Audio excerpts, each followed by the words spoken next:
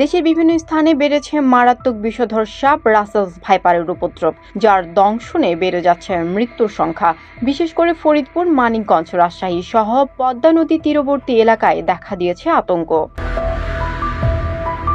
Russell's viper বা চন্দ্রবোরা সাপ বাংলাদেশ থেকে বিলুপ্ত ঘোষণা করা হলেও পদ্মা তীরবর্তী বিভিন্ন এলাকায় আবারও দেখা মিলছে বিষধর এই সাপের।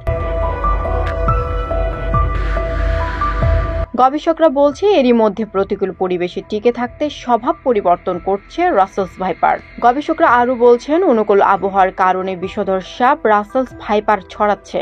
মানিকগঞ্জ ও ফরিদপুর জেলার পদ্মা তীরবর্তী চরাঞ্চলে সম্প্রতি দেখা মিলেছে রাসেলস ভাইপারের। ফলে আতঙ্কের চরে কৃষিকাজ করতে ভয় পাচ্ছেন সাধারণ মানুষ। কিছুটা অলস প্রকৃতির রাসেলস ভাইপারের প্রধান খাবার ইঁদুর, ব্যাঙ ও পোকামাকড়, তাই ফসলি জমিতে দেখা যায় এদের। ফলে আতঙ্ক রয়েছেন অনেক এলাকার কৃষক।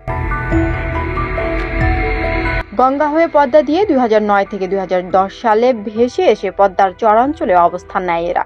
পরেও তারা বংশবিস্তার করে এবং বন্যায় এগুলো বিভিন্ন জেলায় ভেসে যায়। এটি একমাত্র বিষধর সাপ যে ডিম না দিয়ে সরাসরি বাচ্চা দেয়। প্রতিবারে জন্ম নেয় প্রায় 40 থেকে 50টি বাচ্চা। স্বাস্থ্য অধিদপ্তরের এনসিডিসির লাইন ডিরেক্টর অধ্যাপক রোবেত আমিন বলেন, জলবায়ু পরিবর্তনের কারণে অতিরিক্ত আর্দ্রতা ও অতিরিক্ত গরম অনুভূত হচ্ছে, আর নদীর পানি বেড়ে যাওয়ার কারণে লবণাক্ত এলাকা বাড়ছে। শুধু এদের বেঁচে থাকার জন্য নয়, তাদের বংশবৃদ্ধির জন্য এমন পরিবেশ উপযুক্ত।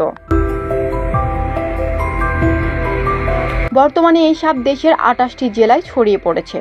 চন্দ্রবোরা সাপের দেখা মিলছে যেসব এলাকায় সেখানকার সরকারি হাসপাতালের চিকিৎসকরা অ্যান্টিভেনমের সংকটের কথা বললেও স্বাস্থ্য মন্ত্রণালয় বলছে অ্যান্টিভেনমের কোনো সংকট নেই। এতদিন ভারতীয় অ্যান্টিভেনমের মাধ্যমে কাজ চললেও বর্তমানে দেশেই এই সাপের অ্যান্টিভেনম তৈরির চেষ্টা চলছে। দেশে তৈরি এই অ্যান্টিভেনম তৈরির কার্যক্রম সফল হলে তা আগের চেয়ে অনেক বেশি কার্যকরী হবে বলে মনে করছেন সংশ্লিষ্টরা।